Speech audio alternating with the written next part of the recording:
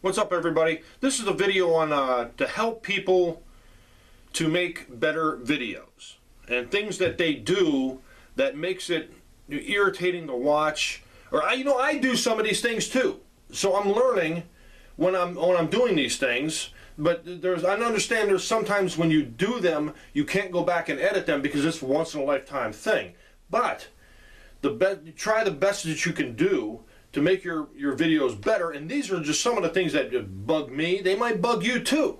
But anyways, I think the first one is when you're videotaping something, the wind.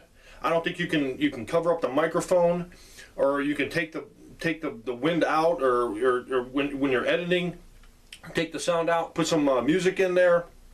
I don't know, but sometimes you cannot help the wind. But number two, use a tripod whenever possible. I have 3 tripods that I have for different things, and whenever possible, try to use a tripod so we can see what you're doing. You can't do 2 things when you only have one hand. It's hard to focus on. You're probably looking in here, and or you're looking at the object, and your camera is just too. It's too messy. It's like when a guy jumps off the horse trying to film Bigfoot, and I can't stand that. When a shaky camera, that's what it's too much moving around. It makes everybody dizzy. Anyway, number 3. Microphone. Try to, speak up into the microphone or talk a little louder, because there were like videos were how-to videos, and I was sitting there, the guy was like maybe 6 feet from the camera, 7 feet from the camera. I could barely understand anything he says.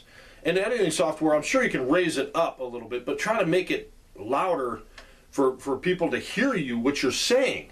The microphone is pretty. You can buy a microphone that might hook into your camcorder or your camera, but for the most part, you got to have a good sound. Number 4, don't make videos in an empty room where it's just so much echo. You're talking and your friend is talking with you and it's echoing throughout that room. That's just the worst thing. I've actually stopped listening to videos when as soon as it started echoing, I knew it was going to be the whole video, and I just stopped watching it. I couldn't take it. Intros to videos. Sometimes your little intro thing is too long. I think in 10 seconds is long enough, but when you start doing 30 seconds intros, that people lose interest in it, and it's way too long. You got to cut that down a little bit. Number 6, the end of the video.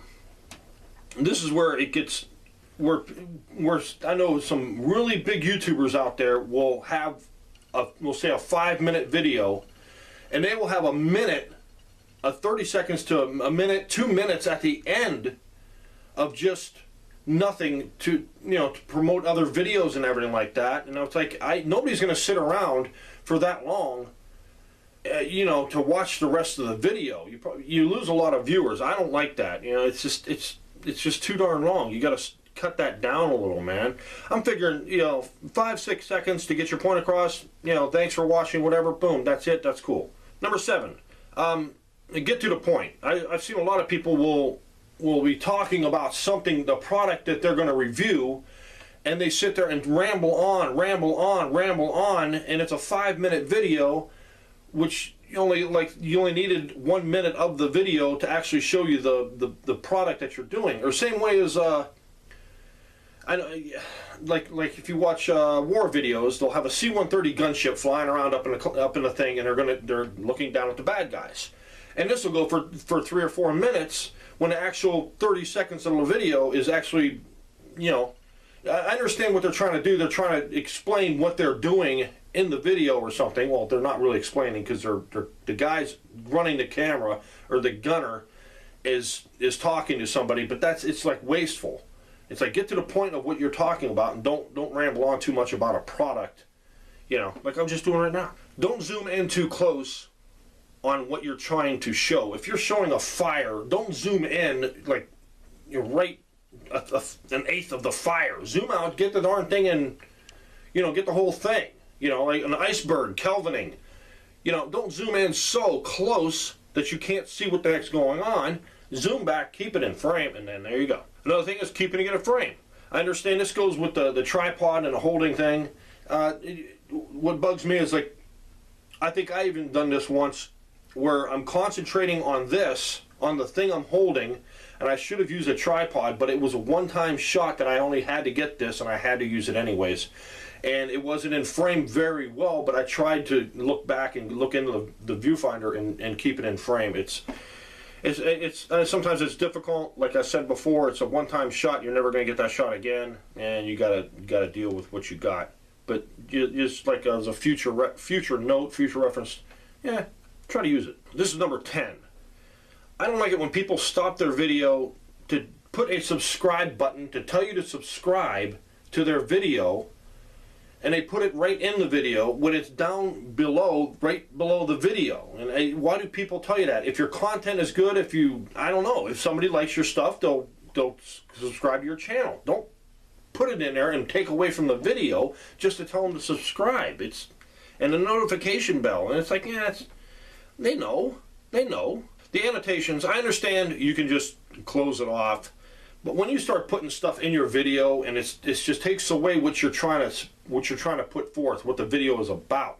You're sitting there closing on this and that, but you can go down there and turn them off. That's what I always turn them off. I won't watch a video if it has it in there, but because, well, they're turned off. And the last one is bad music. You can have horrible music that is for the video that, you know, dubstep is probably the worst music out there for YouTube videos. YouTube does have a place you can go to that you can use their music, but you have to give credit into the description or in the video and stuff like that. They have a wide range of free music. Just the credit is what you have to put in there. I get my music from my software. I think there might be one video that I actually used a different YouTube music for it, and that was about it. But for the most part, try to pick some music that's going to be don't play dubstep, please. And a lot of people will if you're talking, if you use it as a background song as you're talking over it, I won't even watch the video. And I thought this was the last one. It just came in my mind. Don't use computer voices. Don't use whatever you're going to type it into. Just talk out what you're doing or what you're talking about. The computer voices are a big turn off. As soon as I hear those, I stop the video and just get rid of it. I mean, I think they're making better software that sounds more human, but for the most part, don't ever use a computer voice. It turns off a lot of people, and you won't get subscribers that way. Me, this channel, I don't get subscribers. I get subscribers. I don't make money on this channel. Anything I do in all my videos, they're not monetized to make money or anything. My other channel is, but this one isn't at all. So that about sums it up.